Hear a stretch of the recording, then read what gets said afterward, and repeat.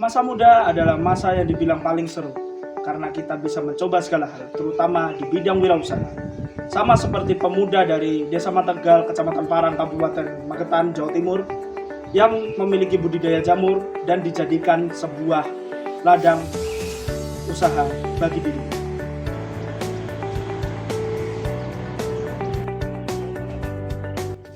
Ya, sosok pemuda tersebut adalah Diki Nuramana, pemuda dengan berusia 24 tahun yang sukses membudidayakan jamur tiram.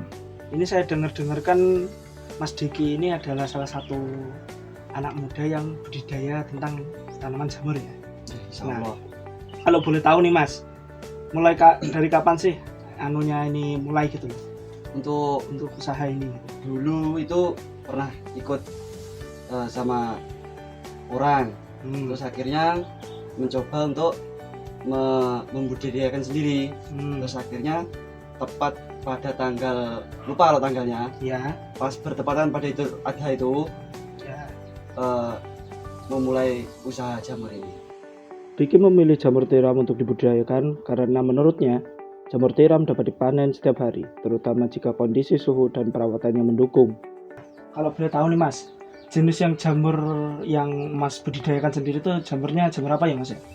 Nah, dulu itu kan jamur ada beberapa jenis. Nah, Misalnya kayak jamur enoki, jamur kuping, jamur, banyak jenisnya jamur itu. nah. Terus saya itu lebih milihnya itu ke jamur tiram karena setiap hari jamur tiram itu bisa dipanen. Untuk selap panennya sendiri, apakah lebih cepat daripada jamur-jamur yang lain tipenya gitu? Kalau untuk jamur tiram sendiri itu panennya itu bisa setiap hari. Setiap hari. Itu normalnya. Misalnya kalau suhunya itu mendukung, semuanya mendukung, perawatannya juga bagus, itu bisa setiap hari dan hasil panen juga sesuai standar. Oh, berarti tergantung cuaca juga ya Mas? Ya, Meskipun jamur tiram dapat dipanen setiap hari, akan tetapi ada beberapa tantangan yang dapat mempengaruhi hasil panen. Menurut Mas ya, tantangan dalam budidaya jamur ini sih apa sih Mas? kalau Yang pernah tantangan, dialami gitu loh. kalau tantangan itu banyak. Yang pernah saya alami ya Mas ya. Ya. Yang pernah saya alami itu waktu dulu backlog itu udah datang, terus udah mulai pinhead udah mulai keluar, kan malamnya udah besar itu. Ya. Nah, ini semua jamur itu karena siangnya tadi saya semprot namanya itu starban. Itu kan dosisnya banyak, dosisnya tinggi. Jamur ini tumbuh nggak seperti payung. Jadi melingkup semua jamurnya itu. Oh, lebih kecil gitu ya? Kalau ya lebih seperti apa ya? Bunga rosella. Oke, tahu. Nah, seperti itu. Terus banyak tantangannya kalau ini kan bertepatan sama kandang juga. Jadi kalau sama kandang itu harusnya itu nggak boleh harusnya. Karena nanti seperti hama, merutu dan lain sebagainya itu nanti datang ke backlog, kemudian bertelur di situ jadi ulat. Oh, jadi lebih mengurangi daya produksi dari Ya, jamur sendiri ya? daya produksi, benar. Oke. Menurut Mas Diki, kunci dari kesuksesan budidaya jamur adalah kekonsistenan. Kalau cara budidayanya sendiri itu gimana sih Mas jamur itu? Menurut Mas sebagai petaninya gitu. Ya, untuk budidaya jamur itu yang nomor satu kuncinya tetap telaten.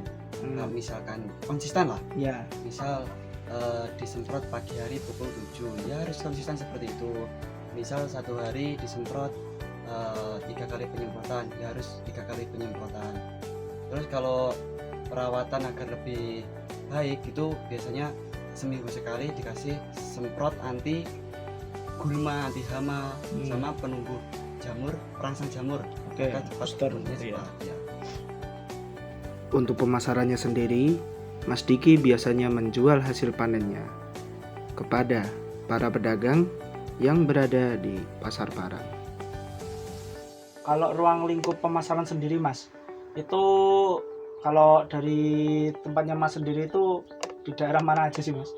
Kalau saya itu sementara masih di Pasar Parang. Karena di Pasar Parang itu beberapa penjual sayur, pedagang sayur itu suppliernya itu kurang-kurang. Jadi misalnya itu kayak musim panas ini kan perolehan nanti kan sekilo. Itu semua petani jamur itu juga kesulitan memasok pasar. Jadi sementara ini pasar masih kurang-kurang untuk stok jamur. Jadi Mas, menurut Mas selama terkecimpung di dunia budidaya jamur ini, pas sudah mulai sampai sekarang, itu memuaskan nggak? Untuk penjualan sampai segini Mas ya. Untuk modal itu alhamdulillah sudah bermodal. Untuk kedepannya nanti tinggal mencari labanya saja. Tapi hitungannya bisa dibilang puas ya maksudnya. Ya puas. Jadi untuk 1 bulan 2 bulan pertama itu pertumbuhan jamur itu sangat cepat, Cepat ya, Mas? sangat cepat. Jadi sehari saya itu paling banyak itu sehari mendapatkan 6 kilo. Itu masih 500 piklok.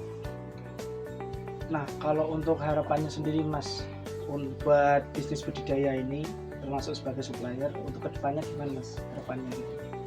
Untuk kedepannya ya pengennya saya itu mempunyai kumbung yang layak dan bisa sejuk, karena itu juga mempengaruhi pertumbuhan jamur.